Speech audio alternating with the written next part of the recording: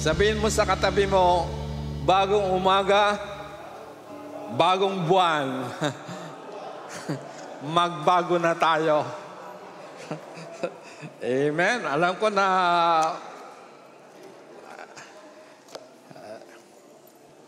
Amen. Pinagpala tayo ng Panginoon. Amen. Ang series natin ngayon, buwan na ito ay Repent. Ayan, magsisi. Kaya repentance ang ano natin, ang tema natin. Sabihin mo sa katabi mo, repentance. Repentance, repent. Huwag mong kalimutan. Kaya may 4 na week o Sunday itong August. Kaya ang tema natin ay repent. Magsisi. Yan.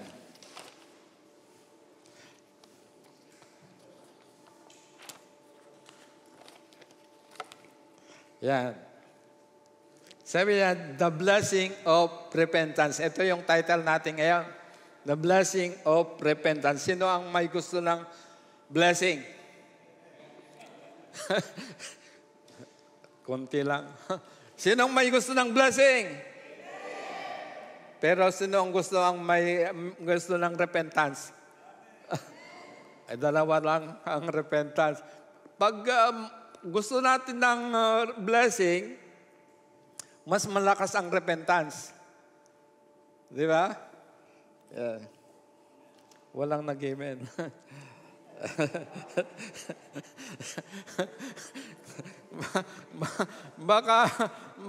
Baka hinihintay natin ng t-shirt. wala ng t-shirt eh. Pero meron akong inano dyan. I thank you pala kay Pastora Ella sa pagtulong sa akin. Nakasobre, Mrs. Hindi pera Iyan ko dito si Mrs. yung kasama ko. Dalhin mo dito.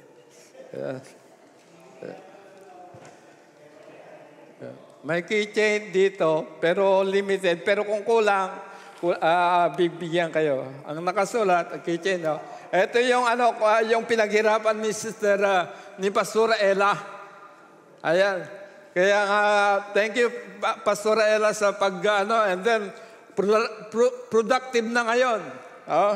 Talagang sabi ko, ang nakalagay, hindi pangalan ni Ferdinand, kundi pangalan ni God. God loves you.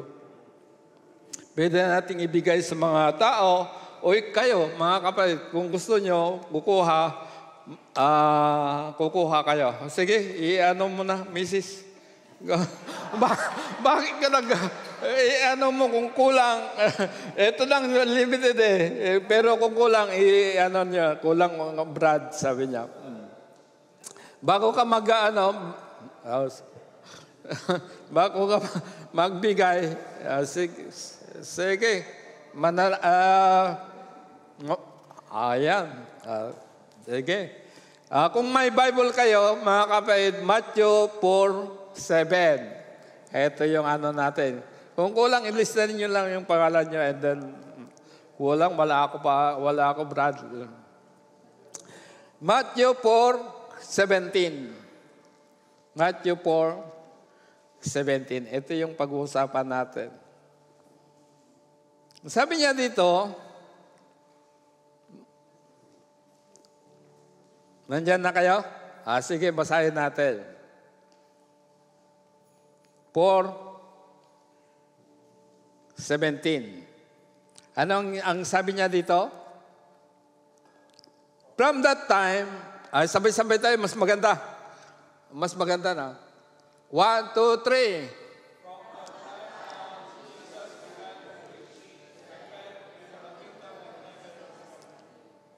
Come near. Purihin ng Panginoon. Ito yung unang preaching ng Panginoon. Repent.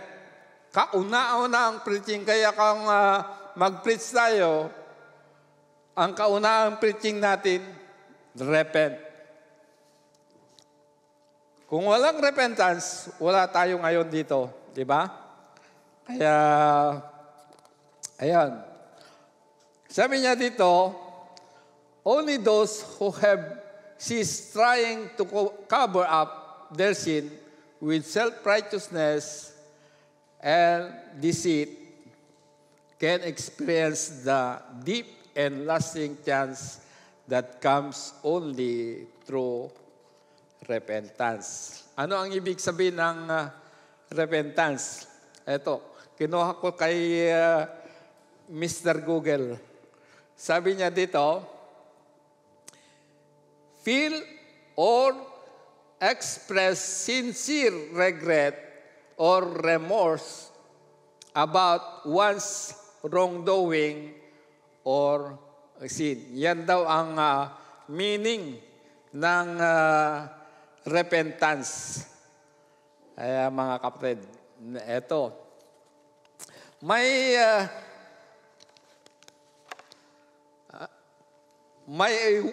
walo ba to? May 6 na puntos. Pero hindi kayo mag-alala kasi matatapos ako mga anong oras ba? Matatapos ako dyan. Mag-alala. Ito yung dinagyan ko ng meaning. Talaga naman, pinaghirapan natin and then pag-pray natin. Thank you sa mga tao na tumulong sa akin. Talagang super at nananangin sa atin. Una, letter R. Ito. Ano ang ibig sabihin ng letter R? Rep. Oo naman. Oo naman. Di ba? Letter R, sabi niya, receive. Sino ba sa inyo ang tumanggap na? Mga regalo, di ba? Tayong lahat, di ba? Kung wala tayong natanggap, magtanong ka lang kung meron ka, tanggapin mo na. Receive. Ano ang feeling kung makatanggap ka? Halimbawa, may parcel ka. Sino bang mahilig dito ang parcel? Lumatawa si Pastor Arthur. ako, mahilig ako. sabi ko kay Pastor Ella, please lang. Kasi wala kaming account sa Temo. sila ang may account sa Temo. Kaya yun. Kaya kung nag-receive ka, ay talagang dalawa ang feeling mo pag naka-receive ka, di ba? Talagang masaya ka. Pero kung naka-receive ka man at bato ang nasa loob, lalo na sa Pilipinas, ay talagang bato naman ang nakalagay. Di ba? Pero pag hindi bato receive. Pag na-receive natin, ang saya natin. Sabihin mo sa katabi mo, masaya ka ba? Anong pila? baka hindi masaya, excited, masaya, natanggap. Anong natanggap natin? John 1:12, yet to all who did receive Him, to those who believe in His name, He gave the right to become the children of God. Amen? Yan ang napakaganda. Natanggap. Hindi ka man binigyan ng regalo mo nung birthday mo. Happy birthday pala kay Pastor Art. Palakpakan natin. Kung wala kang natanggap na regalo, Pastor Art, lahat ng mga nag-birthday sa July, ililibre mo nyo ako. Pag wala naman tayong natanggap na regalo, pero kung receive natin ang Panginoon, yan ang the best na regalo sa buong buhay natin. Amen? Amen. Amen. Kaya sabi niya, right to become the children of God. Sabihin mo sa katabi mo, anak ka ng Diyos. Yan. Kaya magsuot ka ng anak ng Diyos. Letter R, receive. Accept the gift. Tanggapin mo. Yeah? Accept mo. Itanggapin mo pag hindi mo itinanggap.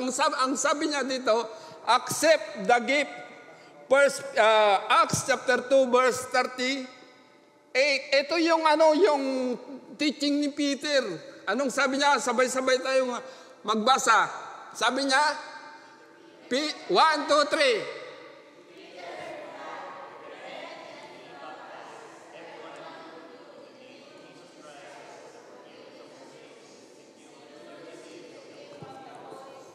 Yeah, tanggapin mo. Tanggapin na. Tanggapin mo. Hindi ka mag-struggle. Tanggapin mo. Kaya nga, dapat na mayroon tayong yung gift ng Holy Spirit sa buhay natin.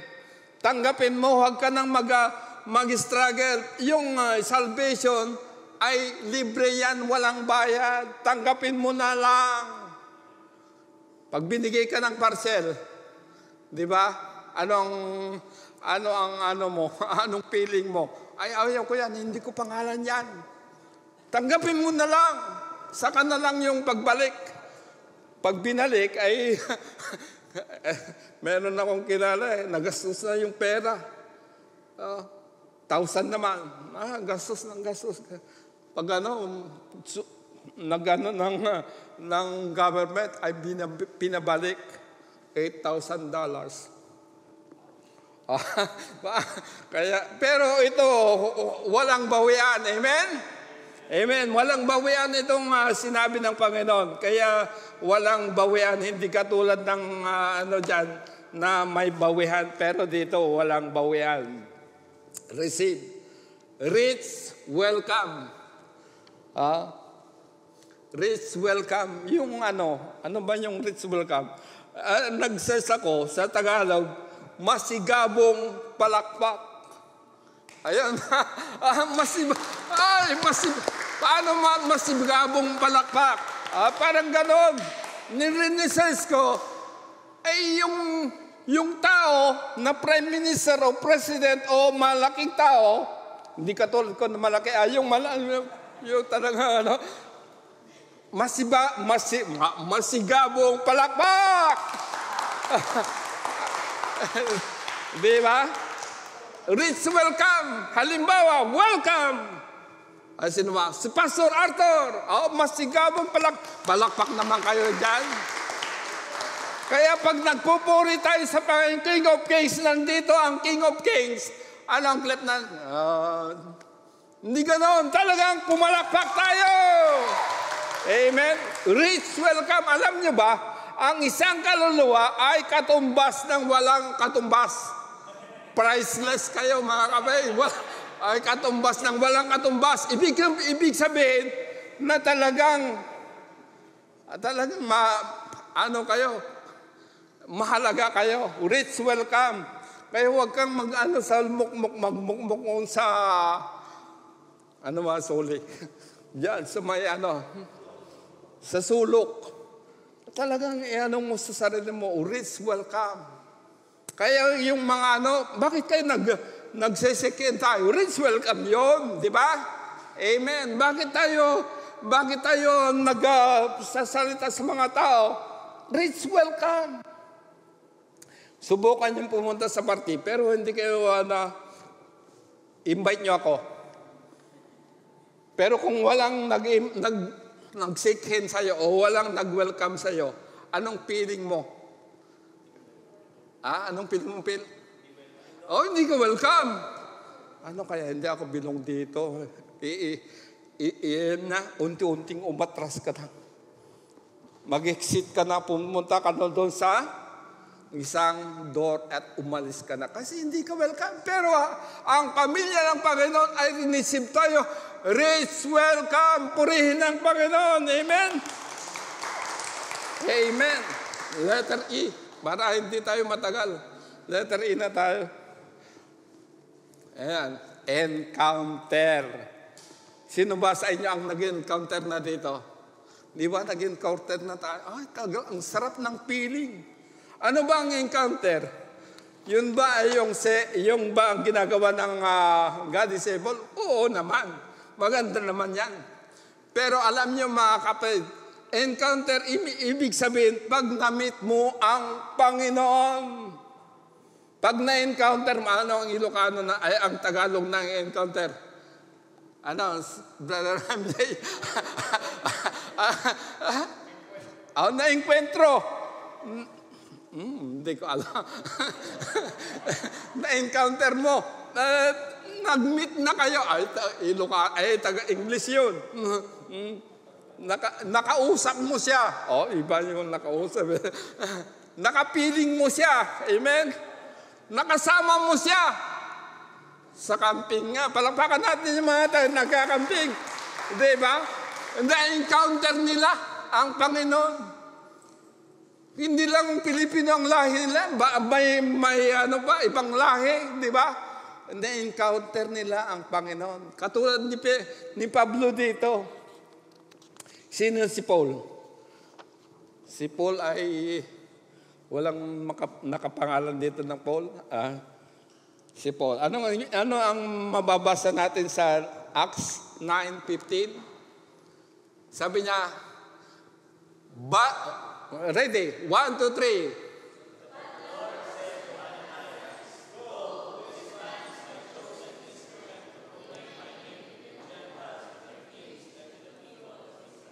Amen. Napakaganda. Sino po si Paul? Si Paul ay persecutor. Mamamatay tao. Siya po yung nagpeperma. Sige, huliin niyo si Patrick. Kasi membro siya sa yan ang huliin niyo si Jay. Huliin niyo si ganito. Kasi nagigitara si Jay. Nagpupuri sa Panginoon. Si Paul yun ang trabaho niya. Taga-mando, taga-command. And then sabi niya, nung lumalakad na siya, may mission na naman. Ibang mission niya. Laguli ng mga Kristiyano. Kasi attorney siya. Alam niya, magaling siya sa law. Pero nasa daan ng Damascus. Damascus ba? Nasa daan na siya. doon na na-encounter ang Panginoon. Paano? Nabulag siya. Nakita niya yung Shekinah glory, yung glory ng Panginoon sa buhay niya. Yung dating Paul noon, hindi na Paul. Yung Saul noon, hindi na Saul, kundi Paul na. Purihin ng Panginoon. Palakpakan natin ng Panginoon. Binago ni Lord ang buhay niya. Binago ni Lord ang buhay niya. Kaya nga kayo mga kapatid ko at minamahal, kung bakit tayo nandito, hindi dahil sa ating pastor, hindi dahil sa ating kapatid o hindi dahil sa katabi natin, kundi binago tayo ng Panginoon. Na-encounter natin siya. Amen? Na-encounter natin siya. Yun ang Kaya si Paul, naging Paul siya.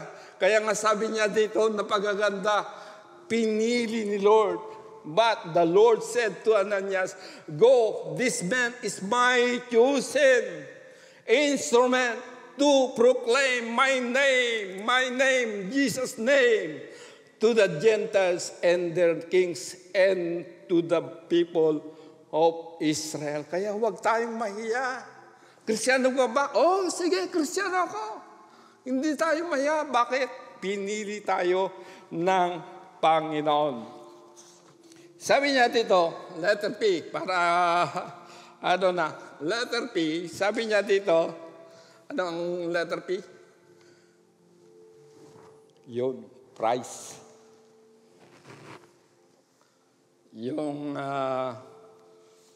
price niya, mga kapatid. Anong sabi niya? Basahin natin, blood of Jesus, yung blood of Jesus, Lamb of God, salvation is free. Ultimate sacrifice, eternal life. Ano ang verse natin? Basahin natin ang verse natin. 1, 2, 3.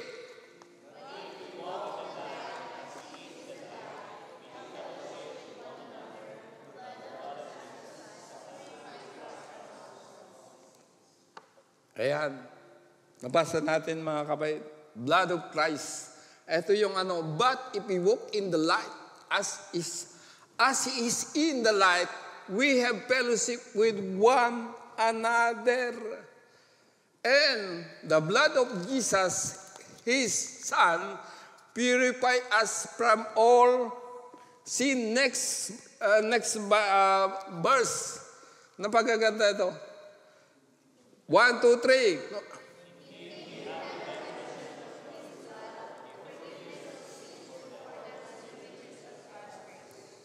Amen. Amen. Thank you, Lord. Thank you, Sister Grace. Grace ang pangalan mo, kahit siya purihin ng Panginoon. Alam nyo, they triumph. Sabi niya sa Revelation 12:11, sabay-sabay tayo.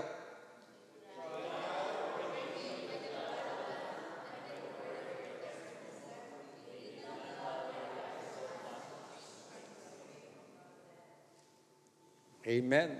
And Peter chapter 1:18-19. Basahin tayo muna para sabay-sabay. 1, 2, 3.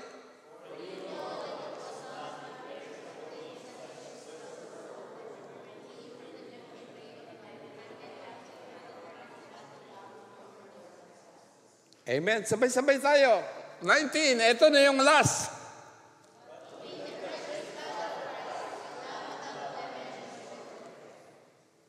Amen. Tingnan niyo mga kapatid, yung blood ng Panginoon, kaya nga tayo nag-commune, hindi pangkaraniwang lang yun. Kundi naalala natin yung ginawa ng Panginoon, yung price. Ano ang pinakamalaga sa buhay natin? Yung dugo ng ating Panginoon, binuhos niya upang ikaw at ako ay maligtas at magkaroon ng buhay na walang hanggan. The Lamb of God nung Old Testament, lampa. Kung ngayon, mayroon ba kayong tupa ngayon? Wala, di ba? Pero ang Panginoong Jesus, siya po'y namatay para tayo po ay maligtas at magkaroon ng buhay na walang hanggan. Kaya mga kapatid ko at binamahal, kaya ng pag-upo natin dyan, may kahulugan. Anong kahulugan? May price yan. Yung 1 hour lang nakaupo ka, parang ano na yung puwit mo, parang gusto mo lang ano. Pero ang Panginoon, tiniis niya lahat para ikaw ay magkaroon ng buhay na walang hanggan at kaligtasan. Purihin ang Panginoon. Kaya nga, saludo ako, palakpakan natin mga musicians. Palakpakan natin yung mga taga South Shore. Palakpakan natin yung mga taga St. Eustace. Palakpakan natin yung mga anak ng Diyos. Purihin ang Panginoon. Amen. Kayo ay tinubos ng Panginoon. Tayo ay tinubos ng Panginoon sa kanyang banal na dugo. Priceless. Ako'y tinawag ng Panginoon. Kayo tinawag ng Panginoon. Kanya-kanya tayong tawag, mga kapatid. Merong tawag ng mga cameraman, may mga nagtuturo, may magtuturo sa mga children, kayo mga musicians, at kayo umuupo dyan, mga kapatid, tayo tinawag ng Panginoon. Price. Ito yung price niya. Sabi niya dito, next, walang blemish. Sabi niya sa verse 19, 1 Peter 1:19, sabi niya, 18, but with the precious blood. Ano ang precious? Sige nga, i-demonstrate nyo nga ang precious. Anong precious? Mahalaga, mahalaga. Ang precious, kahit kunti lang, di ba? Kahit kunti na lang, huwag mong sayangin. Di ba? Huwag mong sayangin ang panahon. Pag may kunti pa natitira, ay kainin mo. Inumin mo. Katulad ng gold. Saan mo ba ilalagay ang gold mo? Doon sa lamesa? Mayroon kang paglagyan eh. Yan pa ang bibilhin mo. Sabi nila, ano yun? Yung bolt. Anhin ko naman ang bolt. Noong isang araw nakita nila, may bolt daw sa pagbilihan. Yun ang bibilhin mo. Wala naman ako nilalagay na may pitakan, pero walang laman. Ang laman niya ay card, ay papel. But with the precious blood of Christ, a lamb without blemish or defect. Kaya precious yung blood ng ating Panginoon. Huwag nating sayangin. Amen? Amen. Ano ang letter? Yan ang letter natin ay letter E. Letter E. Ano naman ang letter E? Ulitin na, maulit na. Emergency. Ako na emergency na ako. 2 beses na. Nung una, ay nawalan ako ng malay. Napunta ako sa neurology. Nawalan ako ng malay. Sabi ni Mrs. may isang araw at saka kalahati na hindi ako nakagising. Yung pangalawa, ito lang, recently. Recently ba yung 5 years ago? Sinabi ko kay Siyama, itakbo mo ako sa hospital. Kaya mo yan pa. Wala, hindi. Magbihis ka na. Paano ka mo magbihis ka? Hindi ako makabihis talaga. Mamamatay ako, Lord. Kunin mo na ako, Lord, kung ganyan lang naman. Wala pa si Mrs. nasa Pilipinas. Paano na si Mrs.? Mabalo na siya. Uwido na siya. Kung mamamatay ako, na-emergency ako. Hindi ako, si Siyama. Wala pa si Ayano. And then sabi ko, itakbo mo na ako na. Kaya mo yan, pa. Kaya mo. Talagang mamamatay na. Nangingitim na ako. namumutla yung ano ko. Kaya mo yan. Okay, kaya. Itakbo mo ako sa emergency. Ay, kaya mo yan. Anong kaya mo? Wala, hindi na ako nakaya. Ay, doon na lang sabi, nung narinig yung hindi ko nakaya, ay talaga tumawag sa 911 and then bilis naman. Sabi nila sa mga nandyan, sa ambulansya, never mong ipikit. At Tagalogin ko lang wag ng English. Never mong ipikit yung mata mo. Huwag kang matulog. Kinakausap ako, masaya sila. Kasi pag pinikit ko daw yung mata ko,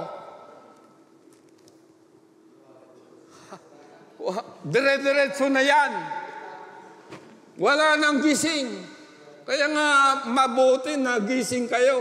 Nagising tayo sa umaga eh. Buti may gising ko, walang gising. Kaya nga sabi ko, huwag kang mambigit. Nakangiti naman sila. Pero kung nakasimangot sila, ay talagang pinikit ko. Pero nakangiti sila. Pero alam niyo mga kapatid, sabi nila, you are the one, the first, ano ba yun? Ikaw ang unang na-COVID. Sabi nila sa akin, yun ang confession nila. Ako daw, ang unang COVID yan. March, hindi ko makalimutan, March 14 yan. Pero March 15 yung COVID eh. Sabi nila, sige, nandyan na ako sa ICU, muntik na, malapit na sa ICU eh. Nandyan lang, sa bingit ng kamatayan. Pero alam niyo mga kapatid, ganyan ang itsura natin. Hindi naman ako na-COVID. Pero ganyan ang itsura natin. Nasa emergency tayo. Nasa bingit ng kamatayan tayo dahil sa kasalanan. Sa kasalanan na yan ang sa dahilan kung bakit tayo mapunta sana sa impyerno. Pero maraming salamat sa Panginoon dahil sinagip niya tayo. Amen! Palakpakan natin ang Panginoon. Sinagip niya tayo. Sinagip ka niya. Tinulungan ka niya. Ibinigay niya yung buhay. Kaya nga, ano ang pranse ng emergency? Urgent. Ano? Sister Grace? Basta ganon. Basta ganon. Emergency, huwag kang not now is the time, not tomorrow, now na. Tapikin mo sa yung katabi mo, now na. Maglingkod ka na, walang papatay-patay. Not tomorrow. Pag approachin nyo si Pastor Jeff, Pastor, piling ko, gusto kong pumunta sa harap na magtugtog. Yan, kusapin nyo, yung leader nyo, ay gusto kong pumunta sa mag-aser. Bro, kaya nga yung aser natin, palakpakan natin si Brother Patrick nag-offer. At saka si Brother Armel. Yan. Bagong natin, bagong recruit ni Brother Jay. Yan ang maganda. Kaya nga, yan ang natin, kung ano ang gagawin natin, urgent na yan. Lalong-lalo na sa ating kaligtasan. Urgent. Hindi bukas, ngayon. Rush. Anong mag-rush? Hindi pa ako nakabase. Nasubukan ko mag-rush eh. Sabi ni Siyama, 8 o'clock, nakabase ka na. Nag-live pa ako noon. Naka-attend pa ako ng prayer meeting yung prayer meeting natin sa GIA. Hindi pa ako nakabase. Akala ko kasi, pagtapos ng nakabase ako pa. Nakabase ka na.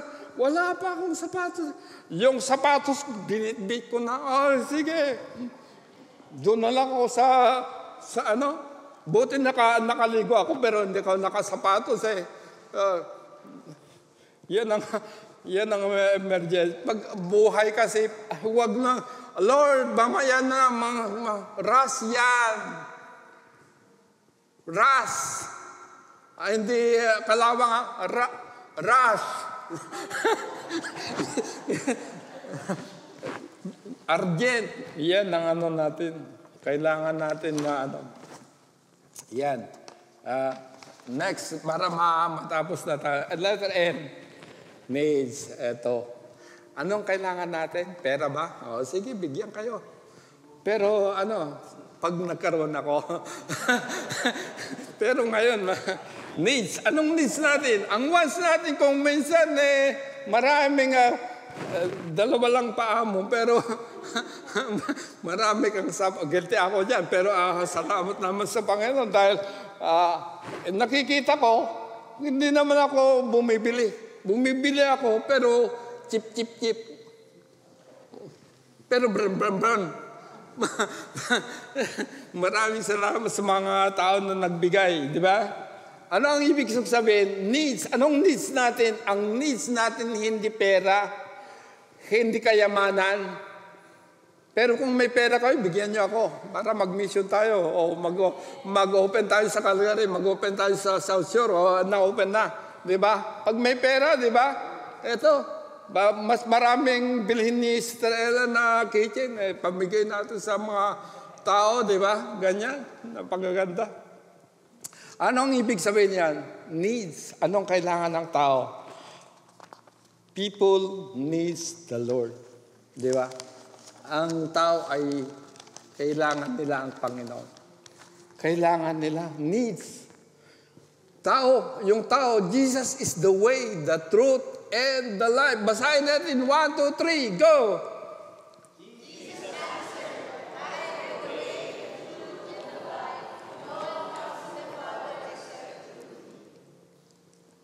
Isa pa, Hebrew 4:16. Yan.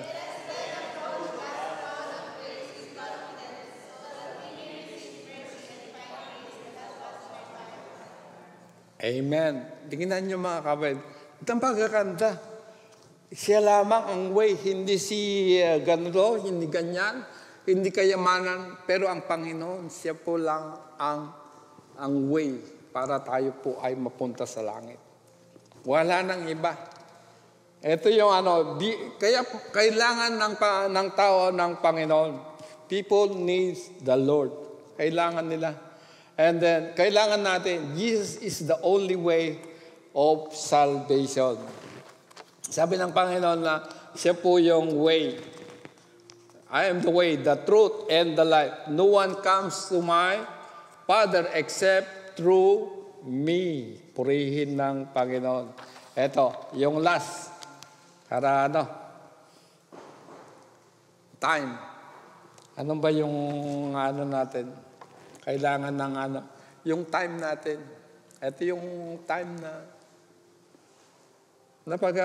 napagaganda yung time. Alam nyo, sabi ko, Lord, maraming salamat dahil binigyan tayo ng 24 hours ng Panginoon. Hindi 25, hindi 23, 24 hours. Ang tanong,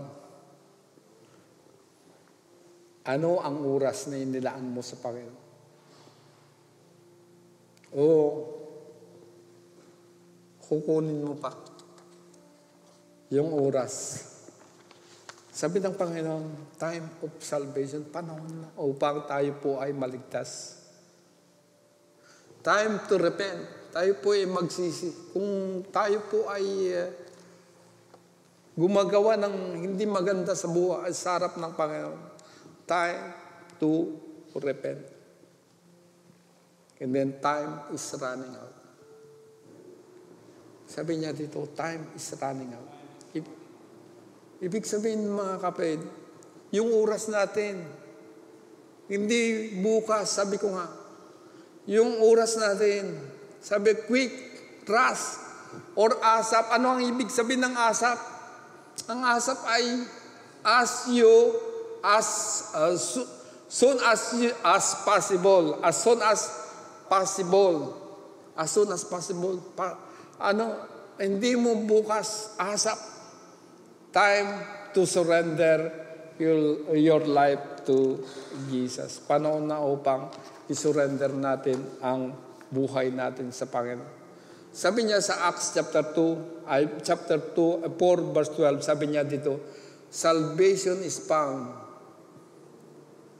in no one else, for there is no other name under heaven. Who is that name?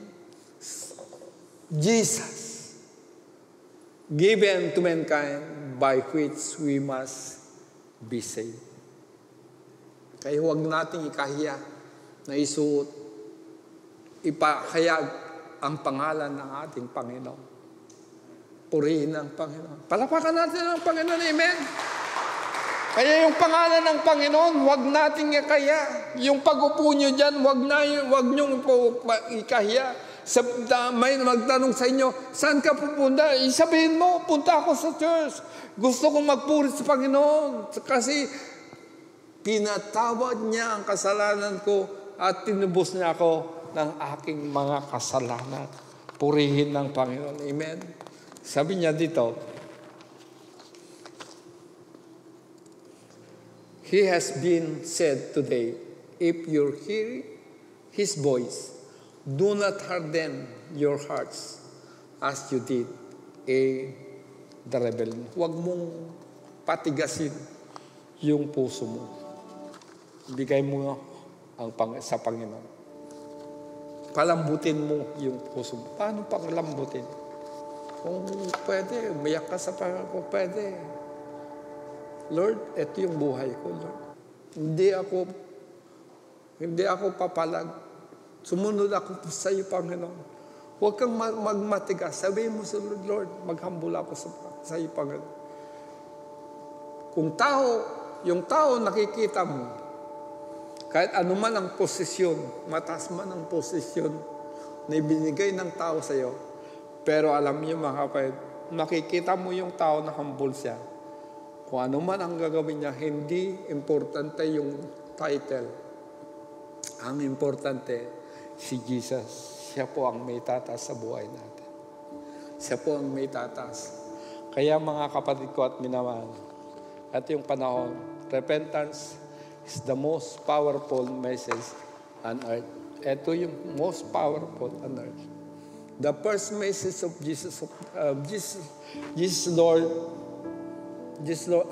the Lord Jesus Christ is repentance. Ito yung repentance. Magsisis tayo. Repent and be blessed. Repent and be blessed. Tayo po ay tumayong lahat. Gusto mong ma-bless? Pastor, Brad, kapatid, sabi mo sa isip mo, para sa mga tao lang na hindi pa tumanggap sa Panginoon ito.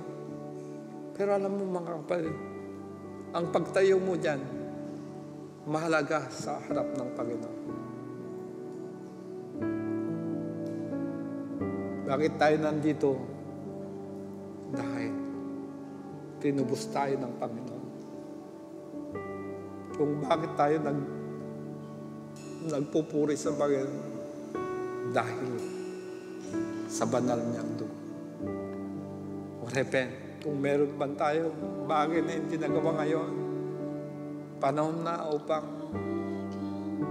i-rewind natin yung buhay natin. Lord, alam mo, batid mo yung puso ko.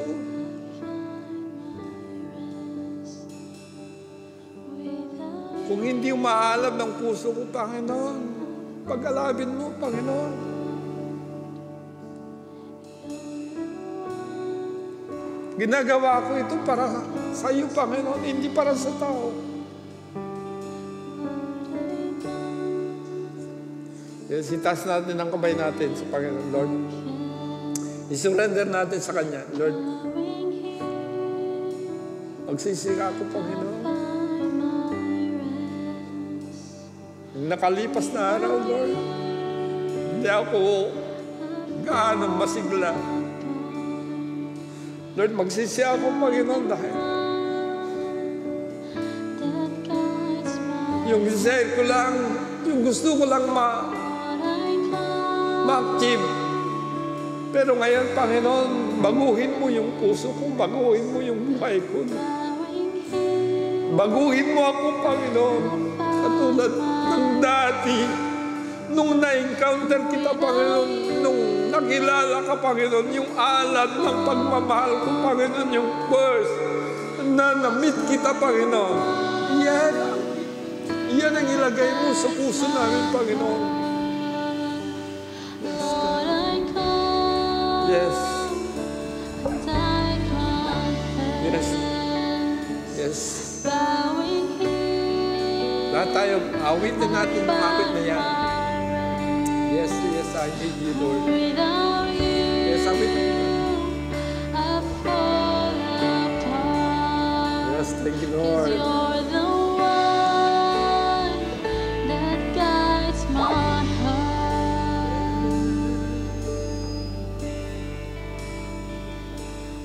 Lord, I need you. Lord, I need you. Kailangan natin ng Panginoon. Every hour, every minute. My one depends, my righteousness. Yes, God. Oh God, One more time. Yes, Lord, I need you, Lord. I need you, Lord. I need you. I need you, Lord. I need you, Lord. every hour I need you.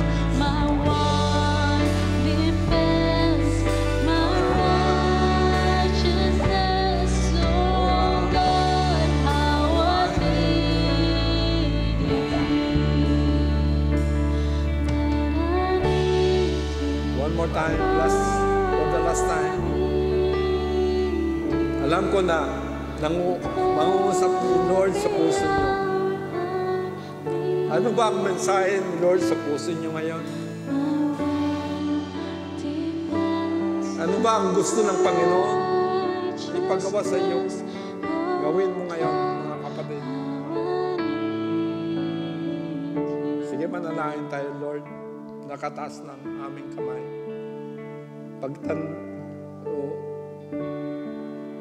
Nakataas ang aming kamay, Panginoon. Symbolize na kami po ay surrender sa iyo, Panginoon. Lord, wala kaming magagawa. Thank you, Lord. Na kami binago mo. Na kami po ninigtas mo kami, Panginoon. Yung buhay na yan, Panginoon. Gamitin namin sa iyong glory. Lord, maraming salamat sa mga tao. Nagbigay sa kanila, nagbigay sa iyo ng glory, Panginoon. Yung time, yung mga talent nila, yung buhay nila, yung oras nila, Panginoon. Hindi sapat ang buhay namin, yung time namin na pambayad sa iyo, Panginoon. Lord, salamat sa grace mo, Panginoon. Maraming salamat. Binigay mo na sa amin yung kaligtasan at buhay na walang. Pinupuri ka namin, Panginoon. Gamitin mo ang bawat isa sa amin. Gamitin mo ang galing sa iyo, Panginoon. Lahat, mga kapatid ko, Lord, pagpalain mo sila, tulungan mo sila kung meron man sila ang gustong marating, Lord, in the name of Jesus, I declare and decree in the name of Jesus, pagpalain mo sila in the name of Jesus. Thank you, Lord. Lahat na nakikinig ngayon, online man, Panginoon, lahat buong mundo, Panginoon, in the name of Jesus, narinig nila ang iyong salita, Panginoon. Pagpalain mo sila. Iligtas mo sila, Panginoon. Lord, pinupuri ka namin, pinapasalamatan. In Jesus' name we pray. Amen. Amen. That is it for our first installment of our this month's series, Repent. Diba? Napakaganda nga po, diba? That's sabi nga doon, for as long as we call the name of the Lord,